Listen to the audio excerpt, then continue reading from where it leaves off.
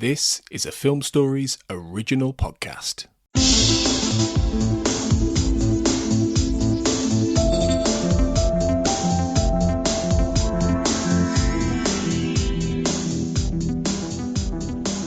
Hello everyone and welcome to the Xcast X-Files Podwatch episode 5, covering the episodes Ice and Space.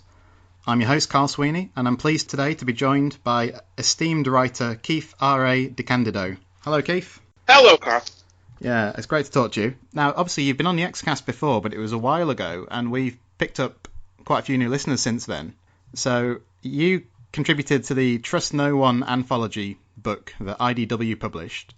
Correct. And your story was called Back in El Paso, My Life Will Be Worthless. Yes, which is one of the longest titles of any of my short stories.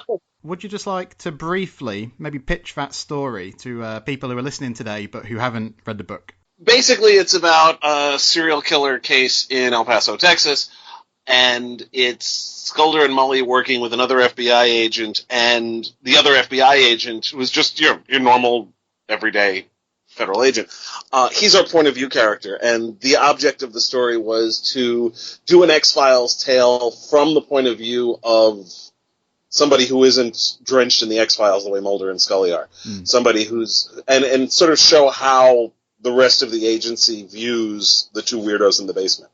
And so that was part of the point of the exercise there, was to just sort of show how the rest of the FBI deals with these two. The only other agents we ever really saw was Skinner, really, who wasn't an agent. He was their supervisor, and that was it. We didn't really get much of a feel for how the rest of the FBI responded to these guys. So that's what I was going for there. Yeah, and in my view, you succeeded, and it's got it's a quintessential X-Files tale in the sense that it's got a I won't spoil anything, but it's somewhat open-ended as the story ends. A somewhat supernatural-ish serial killer, yeah. Yeah, that's Back in El Paso, My Life Will Be Worthless. It's in the Trust No One anthology book, and it's well worth checking out, listeners, if you haven't already.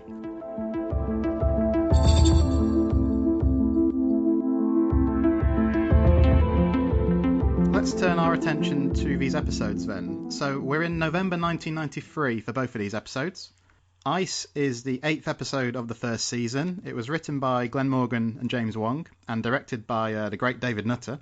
And of course this is the episode that's predominantly set in the Arctic, where Mulder and Scully and a small team encounter these, I don't know what you call them, space worms in the Arctic base. And it's all about trust and paranoia. And I don't know about you, Keith, but in my view, it's a fantastic episode from start to finish. Oh, I agree. It's got a good pedigree to start with, as you mentioned. Morgan and Wong, who were arguably the best writers the show had, and directed by Nutter as well. And it's a very obvious riff on The Thing from Another World, but it's a very good riff on it. And it does a wonderful job of creating tension. The supporting characters are all remarkably well drawn.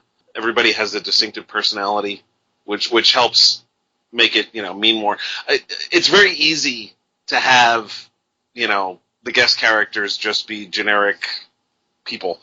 But right away, who each of these, especially the two male characters that are played by Xander Berkeley and I forget the actor's name who played Murphy, but Stephen Heitner. Yeah. The two of them in particular, in the case of Hodge, Berkeley's character, he's paranoid about everything, and suspicious of everything and wants to check everybody's ID right away. And then in Murphy, you've got his obsession with San Diego Chargers football, which is, at least partly a product of the fact that Morgan and Wong are from San Diego, but it also, it's a nice character touch that he walks around with tape recordings of his favorite football games. And it helps make it mean more when bad things start happening to them. I'm kind of disappointed that they didn't do the same thing with Felicity Huffman's character. But at the very least, she had her own distinctive personality as well. And that helped ratchet up the tension. These are people we actually got to know and, if not necessarily like, at least understand. Hodge isn't supposed to be likable at all. But he's a real person. And that combined with, and then there was Jeff Kober's Bear, who's just, a jerk. Yeah. But he's another one who you right away know exactly what you're getting when Hodge asks for his credentials, and his response is, "My credentials are I'm the only one willing to fly you. So if you don't like those credentials, walk." And right away, you know what you're dealing with there. It's great. And then that combined with the incredibly tense atmosphere and the isolation, it's just these 5 people and a dog, literally trapped because of the weather. Yeah. And you don't know, what killed. And even when they do find out what it is that killed all the previous members of the expedition, there's the question of who's infected, of how it affects them, who can be trusted, and all the rest of it. Like you said, it's just a really strong horror piece, basically. And still manages to work nicely as an X-File because it, involves a strange alien thing and so on. I agree with every word you've said. Not only that, but also before the episode really kicks in, the teaser sequence where we've got these 2 guys, they sort of brawl, and then there's that moment where they exchange a look and they both realise what they've got to do. It just really sets the mood, doesn't it, before we get into the episode itself? Yeah, and then they kill each other. Yeah, it's the X-Files teasers were always, especially once they've pretty much settled into the pattern of, the teaser is going to set you up for the episode, and it's pretty guaranteed that at least one of the people you're looking at isn't going to survive.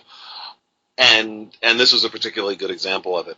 Absolutely. Also, I mean, it's still quite early in the series, and the relationship between Mulder and Scully is evolving, episode by episode. And this seems to me like quite a pivotal episode in terms of that development. It's the first real bottle episode where they're sort of sequestered in this base, and there's that terrific scene where they pull their guns on each other. Yes. Both the actors are just fantastic in that scene and in the episode as a whole. Yeah, and also before that, the argument they were having over how to proceed. It's funny. It's a very Star Trek-y argument in a lot of ways. The whether we should try to preserve the worm to, admittedly, just to study it more than anything, but or to destroy it for everybody's safety. And it's not. I mean, there's good. What I like about that argument, we don't hear every word of it. Yeah. But the basics of it are legitimate. Both. There were times when the Mulder-Scully arguments felt like they were arguing because that's what they were supposed to do. Yeah. If you know what I mean. Yeah. This actually worked as an argument because both sides had a legitimate point, and both of them were thinking in terms of safety. Scully's was a little more short-term in terms of, we can't let this get out and harm anybody right now, whereas Mulder was thinking long-term in case they find more of them. And that made it much more convincing. It was than some of the other times when Scully was just arguing because, well, she's the skeptic and she's supposed to argue. This was a legitimate beef between 2 professionals over how to proceed. Absolutely, and Morgan and Wong are particularly good, I think, at giving Scully some good material. Yeah, I'd agree with that. I don't think the X-Files ever topped this as a bottle episode, really. I think they did a few variations on it. Yeah, they were never quite able to. And that's a common thing you'll see in television. It's like they do a particularly good episode, and everybody responds to it. And everybody did respond to Ice. Ice, I think, was in many ways the episode that really cemented the X-Files as a show that was, people wanted to watch, and is often cited as one of the high points of the first season with good reason. And yeah, it's always a risk when you do that. It's like, okay, we got to do that again because everybody responded to it. You can never recreate it to the same degree ever. Yeah, I think Glenn Morgan, I've seen talk about this one as being the moment where the X-Files sort of clicked into place. Yeah. I think there had been some good episodes before this. Oh, absolutely. But I can see what he means, definitely. Mm-hmm. And like you say, as a piece of horror, it is effective, isn't it? It is scary. It is tense.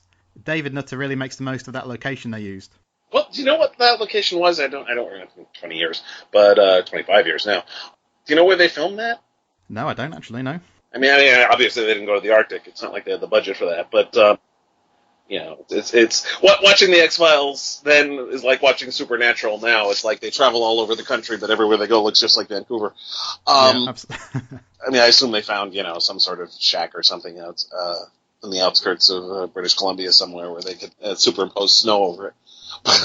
Just the last thing to mention about this one, I think, as always with Morgan and Wong, you could have the most serious of storylines, but they always find a way to supplement it with black humour.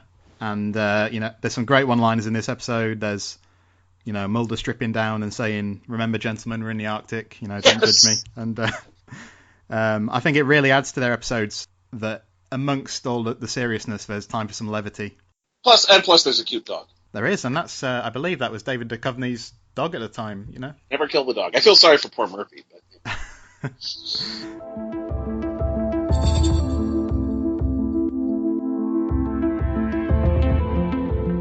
Well, from the sublime to space, let's turn our thoughts to episode 9 of season 1, Space. I've been doing, for Tor.com, I've been doing rewatches of various Star Trek TV shows.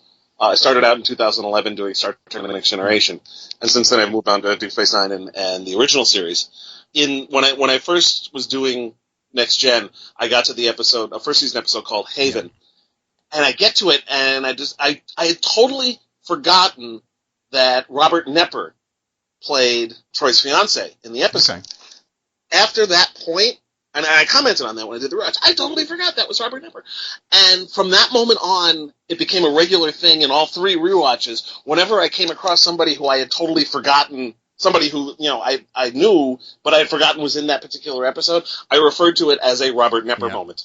Both these episodes had Robert Knepper moments for me watching it again. I had totally forgotten that the toxicologist in Ice was played by Felicity Huffman. Xander Berkeley I had already known. I already knew of him when I first saw the episode back in '93, but I didn't know Felicity Huffman from A Hole in the Wall. That was before I really discovered her, so to speak, on Sports Night, and I had forgotten she had been on that episode. Again, Space had the same thing, except it was with Susanna Thompson, who I had also totally forgotten was in an X-Files episode. I remembered Ed Lauder for some reason. Perfectly ordinary character actor who's, shown up pretty much everywhere at some point or other. I'd remembered that he had been in an X-Files episode. I'd totally forgotten that Susanna Thompson was.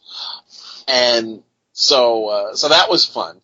And I did like the fact that it established that Mulder was an astronaut nerd as a kid, because of course he was. Yeah, okay, I just ran out of good things to say about the episode. Well, which should probably sum it up. Space is written by Chris Carter, directed by William Graham, and it's many fans' choice for the worst episode of The X-Files from the entire run of the series. Oh, really? Well, I think if you look at a lot of the worst episode ever lists, Space is a prominent feature on those lists. This is the one with the infamous, the face on Mars, the space ghost, and it's all about the sabotaged space shuttle launches. Yeah, I've got the same note. Boyish Mulder is quite endearing, actually, I think. It's quite, it's not done particularly subtly, is it? No. It's quite hard to believe, for example, when Marcus Aurelius Belt, which is probably the best Chris Carter character name ever, when he lies to the press and Mulder's crestfallen, it's a bit overdone. But I think there is something to like about that aspect of Mulder. Yeah, no, I like, the only thing really I like about the episode is the fact that Mulder gets to nerd out over being at mission control. It's funny. People put it on the worst. I wouldn't put it on the worst episode list because I don't think it deserves that much credit. There are some really bad episodes of the X-Files, but this one isn't even. It isn't even entertainingly bad, or it doesn't stand out as being bad either. It's just, I watching this back to back with Ice was especially hilarious because I remember Ice almost word for word from when I first saw it 25 years ago. And I just, right now, I'm struggling to remember details of Space, and I only just watched it yesterday. It was a remarkably uninteresting episode, partly because the monster itself just isn't that interesting. Gray, glowy thing from Mars, maybe. It's very vague and undefined. In Ice, we know exactly what we're dealing with. We are dealing with a worm that makes people go crazy. The monster is very tangible, and we know what it is. Here, it's just, it's not clear what the monster's purpose is, why it makes Colonel Belt do what he does. And plus all the danger really happens of necessity off camera. And it's hard to get a feel for what's at stake because it's just voices over a comm line, and that's it. We're not, and lots of stock footage of space shuttles. It just doesn't create enough suspense. We know it's Susanna Thompson's fiance up there, which is a desperate attempt to get some personal stakes out of this, but it doesn't work. If it was somebody we knew, or somebody who was close to Mulder and Scully, maybe, then you could make it work. But it just doesn't. There's nothing there. Yeah, I agree. It's actually, in some ways, it's fairly ambitious setting this story at NASA. But like you say, it means that they have to, at this stage of the series, they have to rely on a lot of stock footage. The special effects that are here aren't brilliant. So it may have been something that if they'd have waited a few years and they had a bit of extra money, it might have been a little bit better. I don't know. I think it was misconceived from the get-go, probably. Yeah, I mean, the basic idea of them dealing with a problem with the space shuttle and of Mulder getting to... Because it makes sense that somebody who's as obsessed with alien life as him would be, somebody who would fall all over himself to Van Goober over an astronaut. But the execution just didn't work. Yeah, I think that's fair enough. I quite like Ed Lauter as Marcus Belt. I think he's quite a good actor. He's been in lots of other stuff. And it's a shame that he deserved a better X-Files episode than this, to be honest. Yeah, so did Susanna Thompson. She's an excellent actor. And yeah, they're both pretty much wasted here. I'm also amused every time I watch it. I think, okay, they cast Ed Lauter in this role because he's bald, and this way they could put a hairpiece on him for the 1977 flashback, and then just take it off. And look, he's aged. Yeah. And it's a very, very early example of how on the X-Files, the fact that you get a fantastic episode one week is absolutely no guarantee of what the following week's episode is going to be like. So Ice is brilliant. Then you get this. It's a bit of a hallmark of the first season, actually, that you often get very, very, very contrasting episodes in terms of quality back to back. Yeah. I don't know, Keith. Have you got anything else you want to add about space before we leave it behind us? Like I said, I'm struggling to even remember the damn episode. I just watched it yesterday, so no. Fair enough. The one other thing I will mention is just that the whole Face on Mars thing really has been completely debunked anyway. It's something that hasn't aged particularly well. It's a problem that the X-Files had occasionally, is that they're trying to, at least to some extent, be tying into real world events. And sometimes things just sort of pass them by, and that was one of them. Unfortunately, it just that was never really a thing. I mean, about all the Face on Mars gave us in pop culture was this and a joke in Watchmen.